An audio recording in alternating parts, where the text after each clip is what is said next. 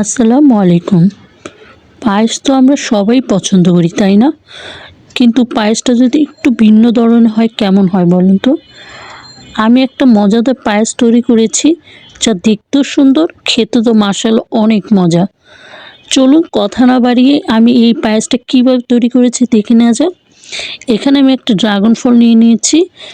ফলটাকে ভালোভাবে ছিলে একটা ব্লেন্ডারের জগ নিয়ে নিয়েছি। এটার মধ্যে আমি ব্লেন্ড করে একটা চালনিতে ঢেলে দিলাম। এখন এটাকে ভালোভাবে ছেঁকে রসটা নিয়ে নিলাম।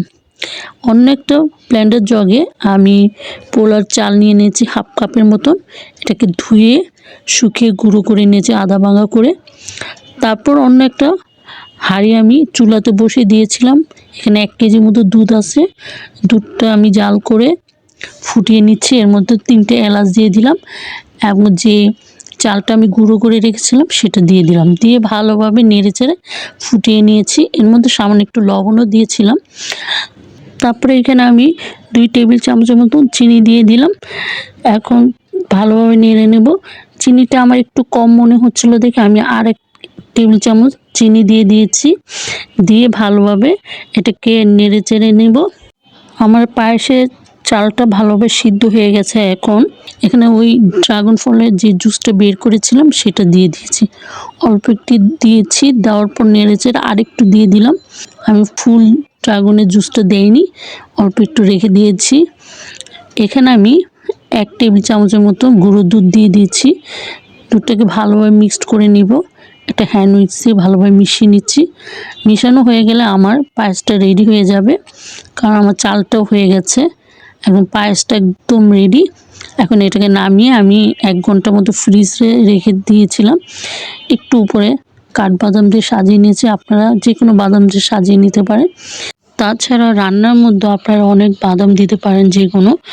আর আমি দেইনি, কারণ আমার বাসায় পায়েসের মধ্যে বেশি বাদাম থাকলে বাচ্চারা খেতে চায় না, তাই আমি বাদামটা উপরে জাস্ট সাজানোর জন্য দিয়েছি। আপনারা রান্না করার সময় বাদাম দিয়ে নিতে পারেন। আর এটা খেতে অসম্ভব মজা। একবার হলে এরকম ড্রাগন ফল দিয়ে পায়েস রান্না করে খেয়ে দেখবেন কতটা মজা। এটা যদি আপনারা বানিয়ে কোনো মেহমানদের সামনে দেন, মেহমানরা দেখেও খুবই খুশি হয়ে যাবে এবং খেয়েও খুবই খুশি হবে। খুবই মজা। এই পায়েসটা একটু হলেও বানিয়ে খেয়ে দেখবেন কেমন হয়েছে। আর আমার ভিডিওটা যদি ভালো লেগে থাকে অবশ্যই একটা লাইক, শেয়ার, কমেন্টস, সাবস্ক্রাইব করে দেবেন। আমি একটু বাটিতে নিয়ে নিয়েছি, এর উপরে একটু কাঠবাদাম দিয়ে দিয়েছি। একটু খেয়ে দেখাচ্ছি কেমন হয়েছে। অসম্ভব মজা হয়েছিল। পায়েসটা একবার হলে বানিয়ে খাবেন আর মেহমানদের খাওয়াবেন, খেয়ে আপনার প্রশংসা করবে। এটা আপনারা যে কোনো অকেশনে এই পায়েসটা রাখতে পারেন। দেখতেও সুন্দর, খেতেও তো মাশাআল্লাহ অনেক মজা। অবশ্যই বানিয়ে খাবেন আর আমাকে কমেন্টস করে জানাবেন কেমন হয়েছে। আজ এই পর্যন্ত। সবাই ভালো থাকেন, সুস্থ থাকেন। আল্লাহ হাফেজ।